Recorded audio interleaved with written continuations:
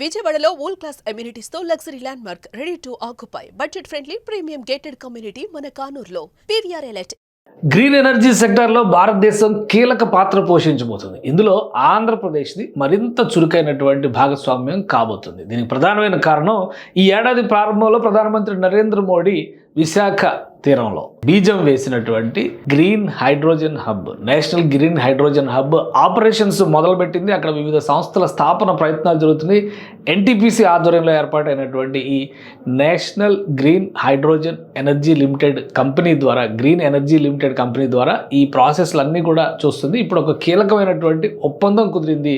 ఇక్కడ నుంచి ఎగుమతులకి జపాన్కి చెందినటువంటి కంపెనీలు ఆసక్తి చూపిస్తున్నాయి. మొదటి ఒప్పందం కుదిరింది. ఆ ఎంఓయు సారాంశం ఏంటి, దీనివల్ల విశాఖ తీరంలో కలిగేటువంటి ప్రయోజనం ఏంటి, ఒకసారి విశ్లేషిద్దాం మనం. ఇది కేంద్ర ప్రభుత్వం అంటే ప్రధానమంత్రి నరేంద్ర మోడీ పర్యటన సందర్భంలో ఎన్టీపీసీ గ్రీన్ ఎనర్జీ లిమిటెడ్ అనేటువంటి ఒక సంస్థని నేషనల్ థర్మల్ పవర్ కార్పొరేషన్ సంస్థకి ఒక సబ్సిడరీ విభాగంగా సిస్టర్ కన్సర్న్ కింద ఈ కంపెనీని ఏర్పాటు చేశారు.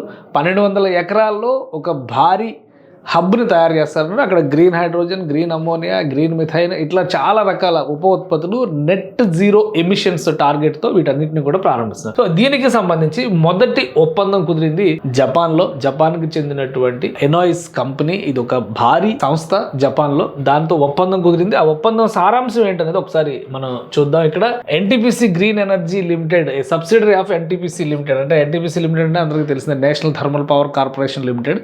ఇప్పుడు థర్మల్ నుంచి గ్రీన్ ఎనర్జీస్ వైపుకి పనిచేయడం కోసం ఈ సంస్థను స్థాపించింది NTPC. So a memorandum signed, MOU signed ENEOS corporation Japan with an aim to explore the possibility of entering into definitive agreement under which NGEL will deliver green methanol and green hydrogen derivative products to ENOS. అంటే ఈ సంస్థకు సంబంధించి ఈ రాబోయేటువంటి రోజుల్లో green energy సెక్టార్లో ఎక్కడైతే ఉత్పత్తి జరుగుతుందో ఆ సంస్థల ద్వారా అక్కడి నుంచి ఎగుమతులు కూడా పెద్ద ఎత్తున జరుగుతున్నాయి. దానికి సంబంధించినటువంటి ఒప్పందం ఈ రెండు సంస్థల మధ్య కూడా కుదిరింది. ఇది ఆపరేషన్లోకి వచ్చిన తర్వాత చాలా ప్రయోజనాలు కల్పిస్తుంది. ఒకసారి ఆ డేటాను మనం చూద్దాం. భారతదేశపు అతిపెద్ద గ్రీన్ హైడ్రోజన్ హబ్ ఎన్టీపీసీకి సంబంధించినటువంటి గ్రీన్ ఎనర్జీ, జపాన్కి చెందినటువంటి ఎనాయిస్ సంస్థల మధ్య ఒప్పందం కుదిరింది. ఇది పూడిమడకలో అనకాపల్లిలో ఉన్నటువంటిది. గ్రీన్ మెథనాల్, గ్రీన్ హైడ్రోజన్ ఎగుమతుల కోసం ఈ ఎంఓఈ. అలానే 1200 ఎకరాల్లో ఉంది. సమగ్ర గ్రీన్ హైడ్రోజన్, గ్రీన్ కెమికల్స్ తయారీ హబ్ కింద దీన్ని చేస్తున్నారు. మనకి ఇక్కడ దీనికి సంబంధించిన స్పెషాలిటీస్ కూడా ఒకసారి మనకు తెలుసు.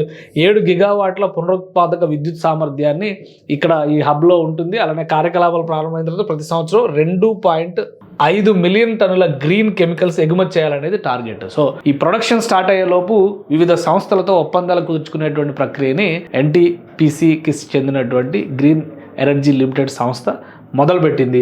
గ్రీన్ హైడ్రోజన్, గ్రీన్ అమ్మోనియా అలానే సస్టైనబుల్ ఇంధనాల కోసం వన్ స్టాప్ ఎకో సిస్టమ్, భారత్ను గ్రీన్ మ్యానుఫ్యాక్చరింగ్ మరియు ఎగుమతుల గ్లోబల్ హబ్గా మార్చేటువంటి లక్ష్యం ఇది. సో ఈ ఎన్ఐకి సంబంధించినటువంటి డేటా కూడా ఇప్పుడు మనం చూద్దాం. ఎన్ఐకి కుదిరినటువంటి ఒప్పందం ప్రకారం చూస్తే కనుక ఎన్జీఎల్ కలిసి హైడ్రోజన్ డెరివేటివ్స్ వినియోగానికి సహకారం పొందుతాయి. అలానే భారతదేశం నెట్ జీరో లక్ష్యాలు మరియు డీకార్బనైజేషన్ ప్రయత్నాలకు మద్దతు లభిస్తుంది. 2032 నాటికి 60 గిగావాట్ల పునరుత్పాదక విద్యుత్ సామర్థ్యం సాధించాలనే లక్ష్యంతో ఈ రెండు సంస్థలు కూడా సమన్వయంతో పనిచేయబోతున్నాయి అనేది ఈ మ్యాటర్ సారాంశము. ఇక దీనిలో మనం తెలుసుకోవాల్సినటువంటి ముఖ్యమైన అంశం ఏంటంటే ఈ ఎనర్జీ లిమిటెడ్ అంటే గ్రీన్ ఎనర్జీ లిమిటెడ్ సంస్థ విస్తరణ రూపం చూస్తే కనుక ఈ స్థాయిలో ఉంటుంది. ఇందులో వివిధ సంస్థల భాగస్వామ్యంతో green energies generation, power generation, వివిధ రూపాల్లో గ్రీన్ ఎనర్జీస్ని తయారు చేసేటువంటి ప్రక్రియగా దీన్ని మనం చూడాల్సి ఉంటుంది. ఇక ఈ ఒప్పందం సారాంశం ప్రకారం చూస్తే కనుక ఇక్కడ ఉన్నటువంటి ఈ హబ్లో రాబోయేటువంటి రోజుల్లో ఎగుమతులు చేయడానికి ఒక మార్గం ఏర్పడినట్టుగానే మనం భావించాల్సి ఉంటుంది.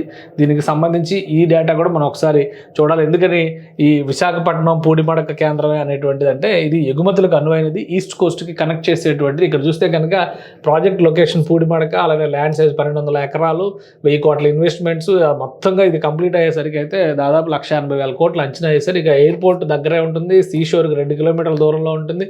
వాటర్ సోర్స్ కూడా fresh water source, ETP output water, desalination water ఇవన్నీ కూడా ఇక్కడ అవైలబుల్ ఉంటాయి. Road net connectivity, seaport connectivity, power supply నిరంతరాయంగా ఉండేటువంటిది. అందుకనే ఈ హబ్ లో జరగబోయేటువంటి యాక్టివిటీ పైన రాబోయేటువంటి రోజుల్లో పెద్ద ఎత్తున పారిశ్రామికవేత్తలతో, పరిశ్రమలతో ఒప్పందాలు జరిగేటువంటి అవకాశం ఉంది. ఇప్పుడు ఎనోయిస్ సంస్థకు సంబంధించినటువంటి బ్యాక్డ్రాప్ చూద్దాం. ఈ సంస్థ జపాన్లో ఎనర్జీ సెక్టర్లో కీలకమైనటువంటి సేవలు అందిస్తున్నటువంటి సంస్థ. దీనికి ఉన్నటువంటి డేటాబేసు, వరల్డ్ వైడ్ బిజినెస్ ఇదంతా కూడా కలుపుకుంటే కనుక భారతదేశానికి మరింత కలిసి వచ్చేటువంటి అవకాశం ఉన్న అంశంగా మనం చూడాల్సి ఉంటుంది. ఎన్ఐ యాక్టివిటీ, ఎన్ఐ ఉన్నటువంటి రంగాలు చూడండి, గ్రూప్ హిస్టరీ, కార్పొరేట్ హిస్టరీ ఇవన్నీ చూస్తే కనుక ఇది ఒక అతిపెద్ద సంస్థ. సో ఈ సంస్థతో ఒప్పందం చేసుకుంటే కనుక వివిధ విభాగాలకు సంబంధించి ఈ hydrogen, green hydrogen, green ammonia ఎగుమతులకు సంబంధించి చాలా వరకు ఇక్కడ ప్రోడక్ట్, ఇక్కడ తయారు కాబోయేటువంటి దీనికి సంబంధించి ఒక బూస్ట్ కింద మనం చూడాల్సి ఉంటుంది. రాబోయేటువంటి రోజుల్లో దీని సామర్థ్యాన్ని మరింత విస్తరించాలనుకున్నారు కాబట్టి ఇప్పటి నుంచే ఇది ఒసాకా హెడ్ క్వార్టర్స్, జపాన్ నుంచి పనిచేసేటువంటి కంపెనీ. సో ఈ కార్పొరేట్ ప్రొఫైల్ మనం పెద్దగా ఇందులో సెర్చ్ చేసేటువంటి అంశాలు అయితే లేవు, కానీ మొత్తం మీద ప్రపంచవ్యాప్తంగా సర్వీసెస్ ఉన్నటువంటి సంస్థగా ఈ ఎన్ఐఎస్ గ్రూప్కి అయితే పేరుంది. సో ఒక భారీ సంస్థతో ఒప్పందం జరిగింది. వరల్డ్ ఎక్స్పో జరుగుతోంది ఒసాకాలో, అక్కడ ఈ ఒప్పందం జరిగింది. అంటే NGELకి ఎన్ఐకి సంబంధించినటువంటి ఒప్పందం. సో ఫ్యూచర్లో గ్రీన్ ఎనర్జీస్ ఉత్పత్తి మొదలైన తర్వాత విశాఖలో ఉన్నటువంటి గ్రీన్ హైడ్రోజన్ హబ్ ప్రపంచానికి కేంద్రంగా మారేటువంటి అవకాశం ఉంటుంది. సామర్థ్యం విషయంలో కూడా 60 గిగావాట్ల టార్గెట్ పెట్టుకున్నది కాబట్టి అనేక సంస్థలకు, అనేక దేశాలకు సర్వీస్ చేసేటువంటి క్రమంలో ఇది ఒక మొదటి అడుగుగా చూడాలి.